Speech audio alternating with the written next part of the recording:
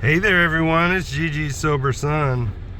Yeah, I'm sitting in the car on this one in the AC. It's sweltering today, 91 degrees, so July 4th. Happy Independence Day, y'all.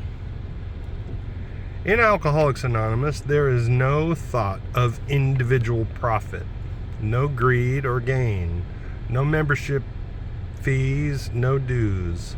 Only voluntary contributions of our money and ourselves. All that we hope for is sobriety and regeneration so that we can live normal, respectable lives and can be recognized by others as men and women willing to do unto others as we would be done by. These things we accomplish by the help of each other, by following the 12 steps, and by the grace of God. Am I willing to work for AA without material gain to myself? And actually, AA, if it wasn't for AA, I don't know that I ever would have learned that. And it's funny, I just came from a function at my... Two things funny. Uh-oh, cops are pulling somebody over here. Two things are funny. One is that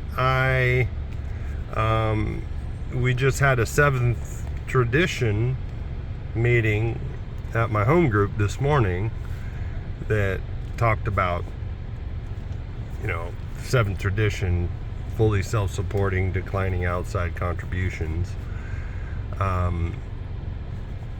And what that meant in that, we're not corporation, we're not, I don't know, it might be a corporation. I don't know all those details, but we don't have a CEO or anything like that. But it still survived after all these years. And so that's a pretty neat thing. But also, like, after the noon meeting today at the clubhouse at the Alano Club of Fort Walton Beach, aka 52 Beale, we had 4th of July eating meet and greet and time. And so, being that it's at the clubhouse, it's easy to think that, oh, I know everybody who's going to be there, right? And it's always surprising that, one, sometimes our home group members bring friends or family that I've never met before, right? And two, my home group is not the only meeting that that gathers there, and AA is not the only 12-step fellowship that meets there. And so, knowing that ahead of time, I determined, one, that I was going to go, and two, that I was going to stick my hand out and meet somebody I didn't know, and it's easy just to ask, hey, what meetings do you come to? And so I did that, and it was so much better. I learned these things through AA, that if I stick my hand out, it's just something simple. Stick your hand out, introduce yourself, ask a question, and it sparked a conversation, and I got to know these guys, a little bit more. And so, but I've also encountered salesmen that were there that seemed to be there to find leads, and that is so uncomfortable. And it kind of, I have to go sometimes quickly, sometimes slowly, some are sicker than others, yada yada yada. And just keep coming back, and if ever asked, I can bring that to their attention. But our primary purpose is to stay sober and help other alcoholics achieve sobriety. Meditation for the day. What is sometimes called a conversation by religion, what is sometimes called a conversion by religion is often only the discovery of God as a friend in need. Discovery of God as a friend in need. I'm not sure I understand that. What is sometimes called religion is often only the experiencing of the help and strength of God's power in our lives. What is sometimes called holiness is often only the invitation of God to be our friend. As God becomes your friend, you become a friend to others. We experience true human friendship, and from this experience, we can imagine what kind of a great friend God can be. We believe him to be a tireless, selfless, all-conquering, miracle-working friend. We can reach out to the great friend and figuratively take his hand in ours. And yeah, I shared about this last night at the rehab meeting, that, you know, I really had to change my mind about God, who God was, you know. I was doing all kinds of religious activity because I was afraid I was going to go to hell, and I didn't want to go to hell. And then when I got tired of doing all this religious activity, I felt like God was mad at me. And that's when my drinking and drugging really took off, because I was trying to blot out the idea of God. And that's just what the disease wants, you know. And so one of the things I've heard that people do is make a list of the attributes of God that would make you want to spend time with him, her, it. Right? So if long-suffering,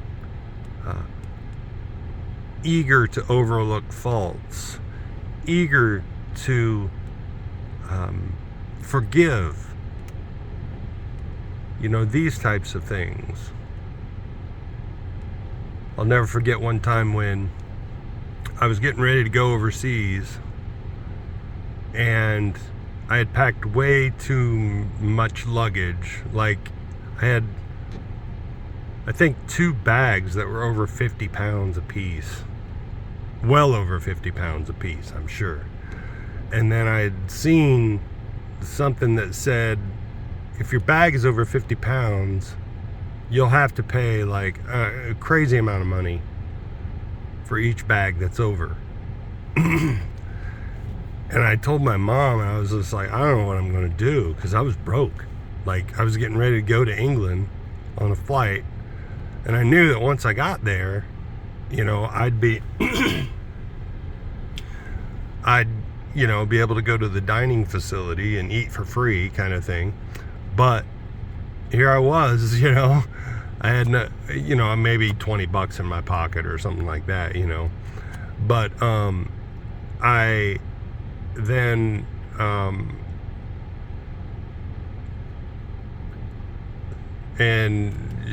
while I was getting ready to check in, she comes back. I thought she went to the restroom or something like that. She comes back with like $350 and just shoves it in my hand. And I don't know why. That's been coming up maybe from the meeting this morning, but you know, it's kind of like she knew, like, that entire time that I was partying the entire time. I didn't plan. She could have busted my chops for not planning all this stuff, you know. And yet she came and shoved money in my hand when I thought that I was in need. And as it turned out, I didn't need it, you know. And But anyway, so I had money when I landed in England. But that's the, you know, to me, that endeared me to her. Almost as though I felt like I owed her, kind of thing. But it was just, I don't know. That's the type of love that my God lavishes on me. And even more. Because he in my faith tradition, it says, you know, you being a fallible parent wouldn't even give your kid a stone if he asked for bread, you know, or a snake if they asked for a fish. You wouldn't do that. But I'll you know, like, my higher power gives me lavishly, exceedingly abundantly more than I could ever ask or imagine, for that matter. So every time I think I've got God figured out, I'm making a mistake. I'm selling him short. Prayer for the day. I pray that I may think of God as a great friend in need. I don't understand that need. God doesn't need anything. I pray that I may go along with him. I pray that I may think of God as a great friend when I'm in need. I'll rephrase that. That's not how it's written, but I'm going to rephrase it, because God doesn't need me. That's for sure. He chooses to use me, and I'm grateful for that. I pray that I may go along with him and not fight him, not insist on having my way. That's the proper use of my will. Thank you. Keep looking up. Aim up. Rise up. Love y'all.